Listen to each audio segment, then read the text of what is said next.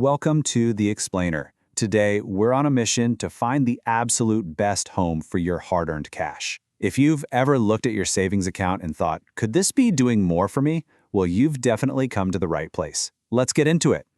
All right, let's kick things off with a question that, well, it might sting a little bit. Is your savings account secretly losing you money?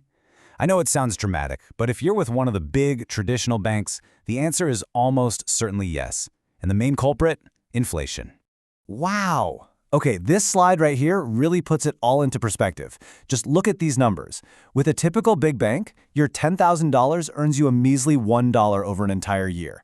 Meanwhile, in a high-yield account, that same 10 grand could be making you $425. This isn't just a small difference, it's an absolute game changer.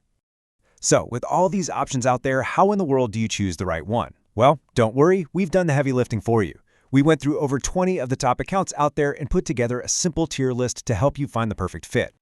Okay, so for any account to even get on our radar, it has to pass what we're calling the B-tier checklist. These are the absolute non-negotiable basics: a competitive interest rate, absolutely no monthly fees, and no minimum balance requirements. Anything less than this, and you're just leaving money on the table.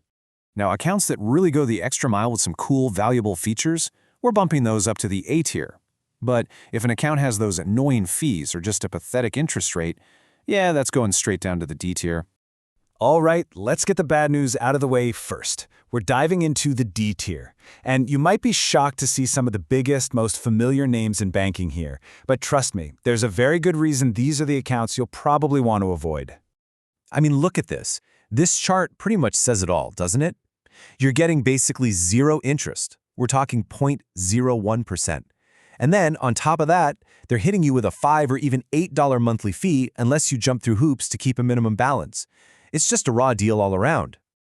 Oh, and whatever you do, please don't fall for their so-called premium account trap. Even if you park a huge chunk of cash with them, their high-yield rates are still just a joke compared to what you're about to see from a good online bank. Okay, enough of the bad stuff. Let's talk about the good stuff. This is where online banks really shine, and it's where we're going to find our B-tier and A-tier champions. Think of the B-tier accounts as the solid, reliable workhorses of the savings world. You know, they're no frills, but they're all about performance. They just get the job done, and honestly, you can't go wrong with any of them. I mean, check out these heavy hitters. We've got American Express, Capital One, and Marcus by Goldman Sachs. They're all bringing killer rates to the table. And of course, no fees and no minimums. Plus, they're all backed by names you already know and trust. So B-tier is fantastic, right? But what takes an account from just good to truly great? That's what the A-tier is all about. These accounts give you more than just a great rate. They give you a whole toolkit to help you save smarter and easier. And first up in our A-tier is SoFi, coming in hot with a really eye-popping interest rate. But honestly, the rate is only part of the story. The real magic here is how they've built this all-in-one platform that just makes managing your money feel, well, easy. They have this feature called Vaults, which is so cool. You can basically create little mini accounts for all your different savings goals. And you can link up your other accounts to see your whole net worth in one spot. Just one thing to note. You do need to set up direct deposit to get that absolute top-tier rate.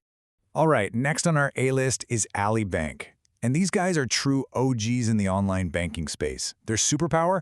They make savings so automatic, you literally don't even have to think about it. So yeah, they have ducats to help you organize, which is great, but the real game changer is what they call boosters. You can have it round up your purchases and save the spare change automatically. Or, and this is wild, their surprise savings feature actually analyzes your spending to find extra cash to tuck away for you. It's like having a little robot savings assistant. Okay, Discover. You probably know the name, right? But they have a secret weapon that lands them squarely in our A tier, and it's a perk for their checking account that you just won't find anywhere else. So, you get that solid 4.25% APY on your savings, which is awesome. But here's the kicker. If you pair it with their checking account, you get 1% cash back on all your debit card purchases. Now, if you're someone who uses a debit card a lot, this is an absolute no-brainer. Okay, but what if you're a pure interest rate maximizer? Like you just want the highest number possible, period? Then you need to know about Basque Bank. They are crashing the A-tier party with a jaw-dropping rate that's one of the highest on the market. Now, they do have this unique option where you can earn airline miles instead of interest, which is kinda neat. But let's be real. For most of us, that big cash APY is the much better deal. So unless you're a serious travel hacker, just stick with the cash. Okay, before we finish up, I have to give you a quick but really important word of caution, because not all high-yield accounts are actually the same, and you've got to understand the difference between a real bank and a fintech cash account. I'm sure you've seen the ads for these cash accounts from all sorts of fintech companies. Here's the thing, they aren't technically banks. What they do is act as a middleman. They take your money and then they spread it out across a whole network of their partner banks. And that setup can introduce a new kind of risk. Because if that middleman, the fintech company, fails, your money could get tied up.